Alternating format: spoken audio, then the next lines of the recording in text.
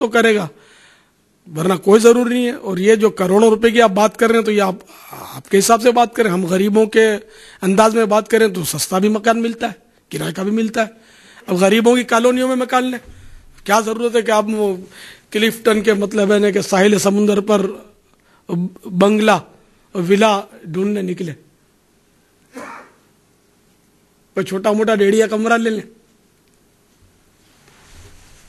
حضور، اگر شوہر اپنی زوجہ کو دیگر اہل خانہ کے ساتھ رکھے اور آپ نے اپنی مایہ ناز تصنیف پردے کے بارے میں سوال و جواب میں جو پردے کے احکامات ارشاد فرمائے ہیں دیور جیٹھ وغیرہ کے حوالے سے، تو عورت ان کے مطابق عمل بھی کرتی ہو، لیکن اس کے باوجود مزید کچھ ایسی احتیاطیں ارشاد فرما دیجئے کہ جن پر عمل کر کے مزید فتنے سے حفاظت کی جا سکے۔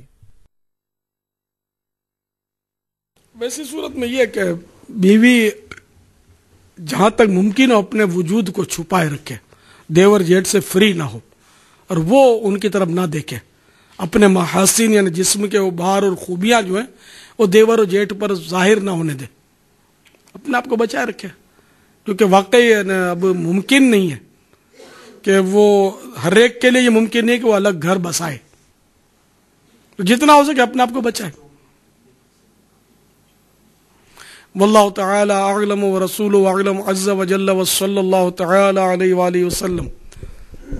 صلو علی الحبیب صلی اللہ تعالی علی محمد۔ کیا آپ نے اپنے بیٹے کو ساتھ رکھا یا الگ دیا ہوا ہے؟ الگ، میرا بیٹا الگ رہتا ہے۔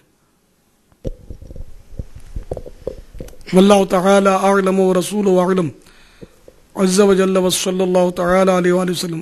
میرا بیٹا شروع سے الگ ہے۔ تو پھر آپ نے بھی وہ جو جس کمیونٹی میں آپ نے شادی کی ہے، تو کیا آپ کے بیٹے نے وہاں سے کوئی گھر نہیں لیا؟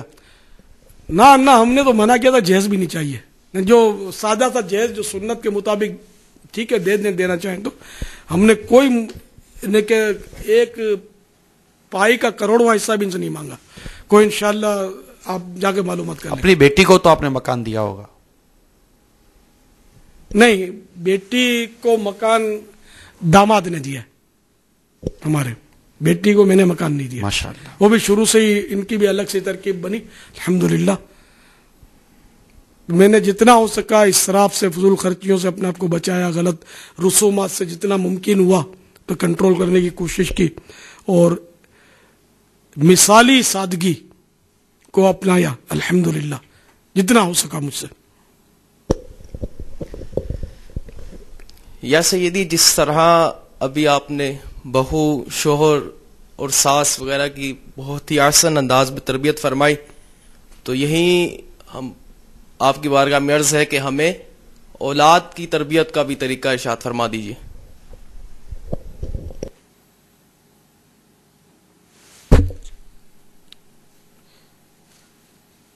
تو بہت طویل موضوع ہے۔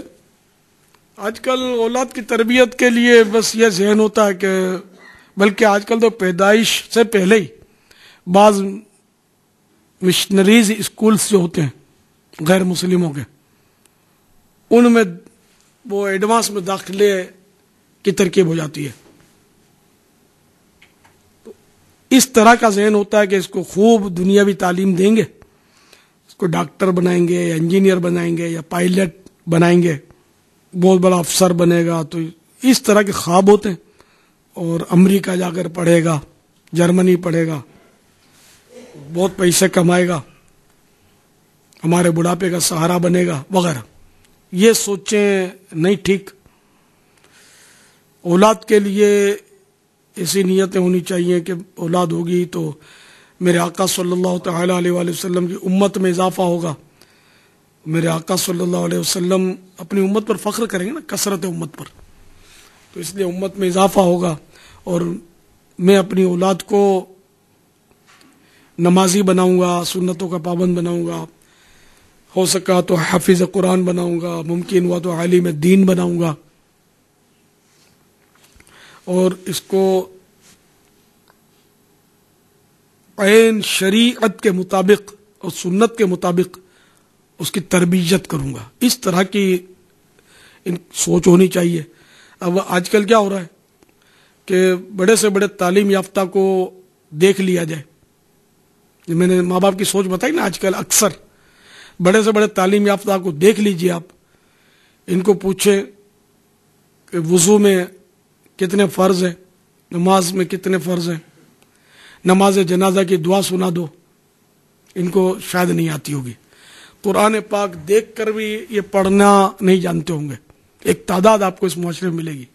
یہاں تک کہ جن ماں باپ نے ان کو یہ دنیاوی تعلیم دلا کر اپ ٹو ڈیٹ بنایا اور فیشن کا پتلا کیا, یہ جب مرتے تو ان کی نماز جنازہ پڑھانا تو بہت دور کی بات ہے.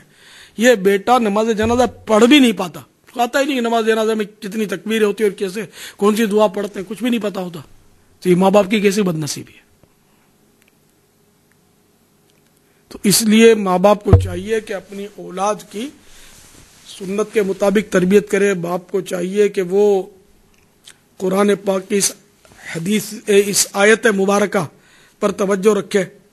یا ایھا الذین آمنوا قوا انفسکم واہلیکم نارا وقودها الناس والحجارہ.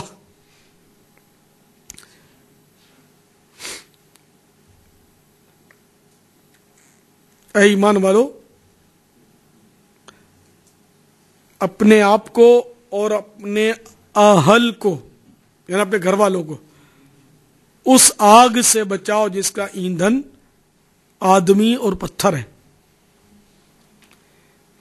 تو اس لیے اپنی اولاد کو شریعت اور سنت کے مطابق تربیت دے اور اس کو خوف خدا کی تعلیم دے, عشق مصطفیٰ صلی اللہ علیہ وسلم کا درس دے, سنتوں کا اس کو چلتا پھرتا نمونہ بنائے.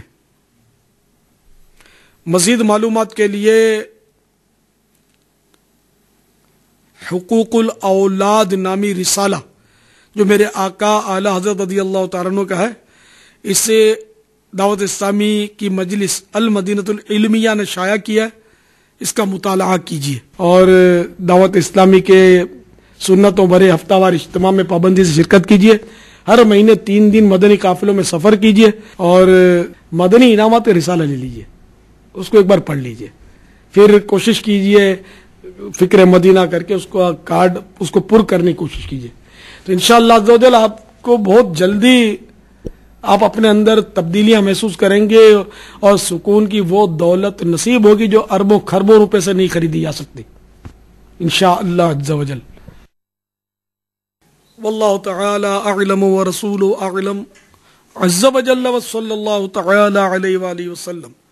صلو علی الحبیب صلی اللہ تعالی علی محمد.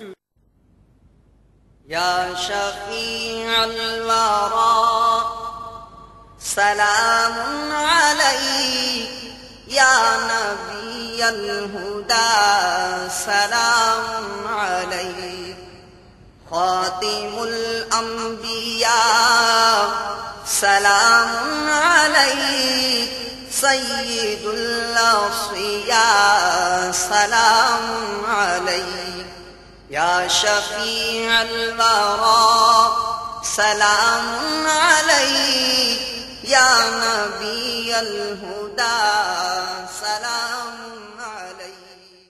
لوٹنے رحمتیں قافلے میں چلو سیکھنے سنتیں قافلے میں چلو قافلے میں چلو قافلے میں چلو قافلے میں چلو قافلے میں چلو قافلے میں چلو قافلے میں چلو قافلے میں چلو.